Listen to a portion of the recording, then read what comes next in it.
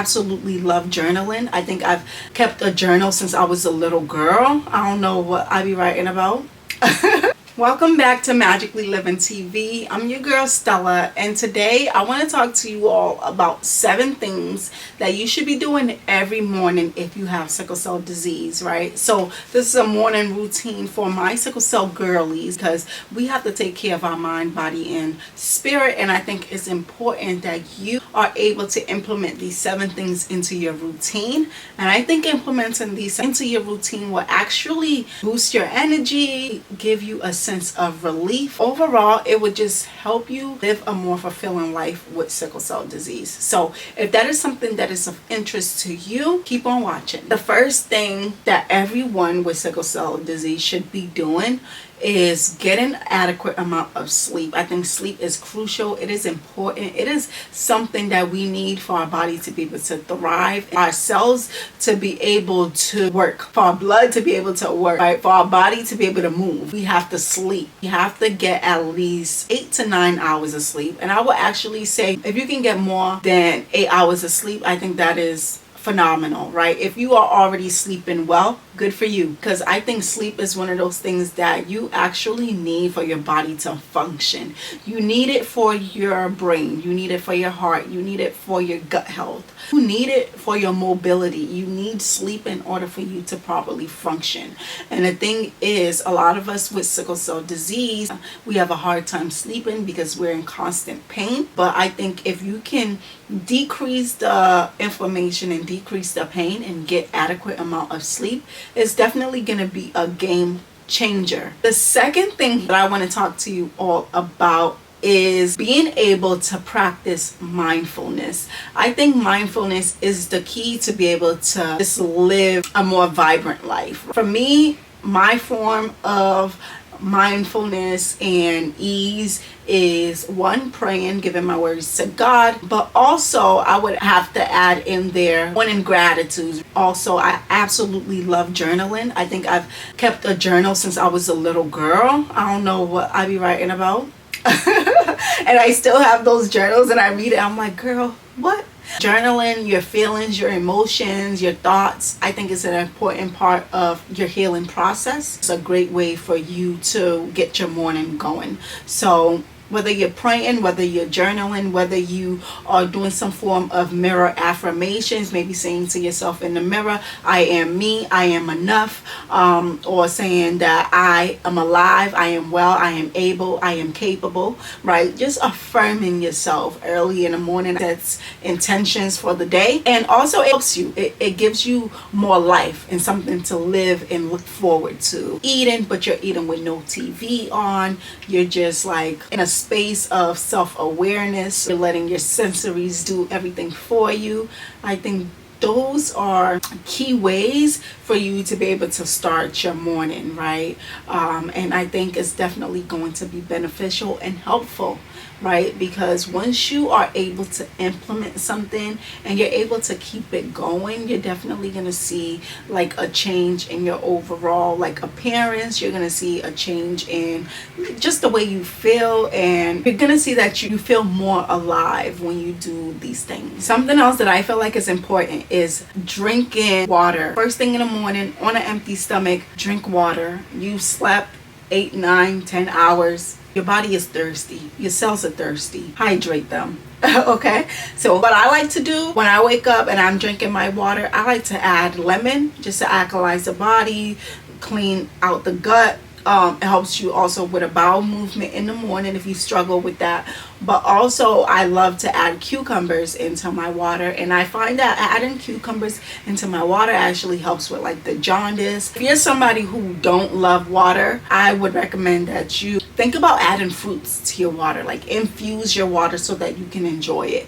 Infuse it, whether it be with oranges, right? So it can have a citrusy flavor, or whether it be like berries, right? So it can have like that berry tangy flavor, right? So I definitely say infuse your water, okay, and drink it in the morning. Drink it on an empty stomach. Drink it when you wake up, okay, because you definitely want to get your blood circulated, and that is a great way for it to do that. Next up, I would say that you need to do some form of movement.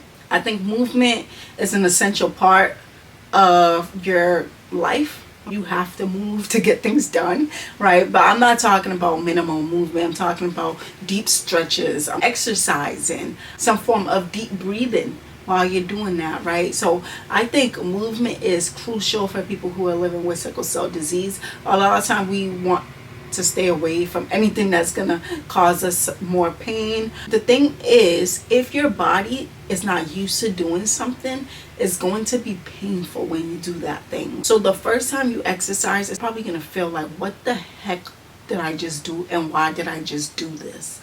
But as you do it, your body tends to like know, like, okay, this is what she's doing. Okay, she exercises. All right, she takes 5-minute walks every day, and your body will get accustomed to that. And I always say start small, right? You don't have to go walk for 30 minutes, right, at a go. Do 5 minutes and see how you feel, and then do 5 minutes for a week. Week 2, do 10 minutes, right? So little doses is definitely going to help you as you navigate life with a chronic illness, with sickle cell disease. So you definitely want to make sure you get some form of movement in. I'm always running around the house. I'm always doing something. I can't sit still. So I'm always moving. No, so, but yeah, I go on walks. I walk my dog in the morning. Also getting that sunlight in, amazing. Getting a dose of dopamine in, amazing. Movement is critical. It's important. Like, there's no way around it. You need to do some form of movement. And I know the hospital tell you to stay away from strenuous activities, but I don't think movement is part of that, right? So when they say strenuous activities, I think they're talking about, like, don't go out running 3 miles. Don't go to the gym and start lifting weights and doing all these crazy things that you know your body's going to tell you the next day or right after you finish. You're like, what are you doing, right? So those are the things you want to stay away from. But deep stretching, maybe some yoga, maybe Pilates, some deep breathing while you do all of that is going to be helpful for you. Because the thing is, babies, they take more breaths than we do. As we get older, we take less breaths. And if you have a chronic illness, you're taking even lesser breaths than the average person. This is when we're talking about having low oxygen. We're talking about acute chest syndrome, right? We're talking about blood not being able to flow properly because we're not breathing enough. Everything starts with our breath. We hold our breath when we're in pain, when we're in agony, when we're stressed. A lot of times we're holding our breath, and we need to know when to just stop and breathe.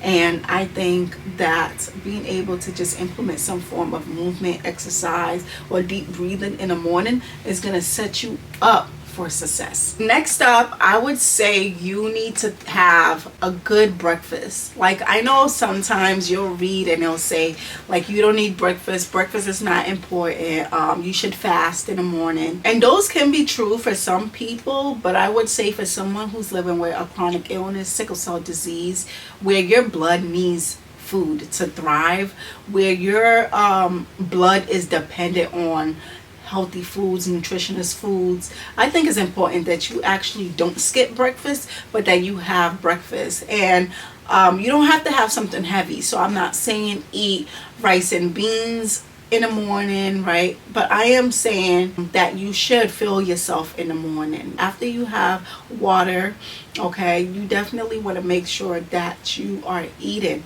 And what I like to eat in the morning, I like to have fruits. I don't like to put anything else in my stomach in the morning besides fruits, because fruits is easier to digest in the morning, right? It's not heavy, so I'm not gonna feel sleepy after I just finish eating. It's gonna energize me. And my favorite go-to fruits in the morning are either melons or berries. So that's what I try to lean towards in the morning. And I also like to pair my fruit with like something light, like plant-based yogurt, and I'll put my fruits in there that I want to have, top them with like some coconut or some granola, and I enjoy it. And honestly, I think that is an easy breakfast. Or sometimes I'll make a chia seed pudding. I'm a non-dairy girl, so I don't use like milk and stuff, so I like to find alternatives. So whether it be almond milk, I'll use my almond milk, make chia seed pudding or cereal, and then I would just put my toppings in there, and it's typically fruits or granola, nuts, seeds,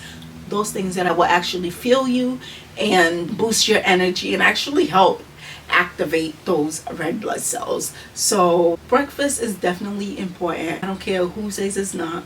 It is. Eat your breakfast. Eat breakfast, okay? Eat breakfast. If you don't take anything else from this, eat breakfast and stay hydrated. If you are liking this video so far, do not forget to stop, like, comment, and subscribe to my YouTube channel for more videos like this. Last but not least, I want to remind you all to take your prescribed medications and take your vitamins, okay? Whether that be folic acid, magnesium, your opioids that you have to take your prescribed medications. If you are slacking on your medication, it's going to tell on your body, right? So make sure that you are just taking what you need. Take your medications, right? If you need a reminder, set a reminder. Organize your medications and your vitamins so that you can take them and you have no excuses. Because when you take your medications as prescribed and as needed, it's actually going to help you, right? You want to make sure that you are just doing the things that you need to do to feel better. Like for me, I like to take my medications throughout the day because I feel like there's some that works better with others. And then when I'm making my smoothie, I can add like my superfoods, and those are like part of my medication, but not really, but they're medication that I give to myself.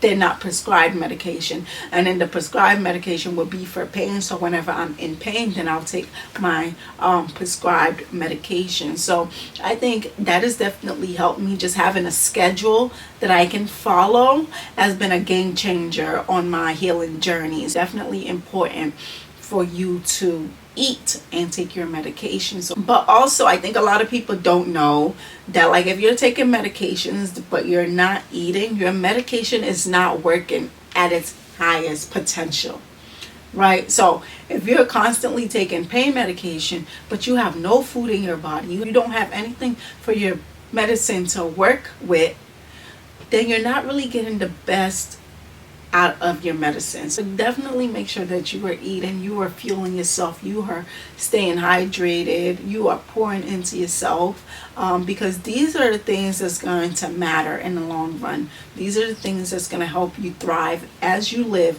with sickle cell disease.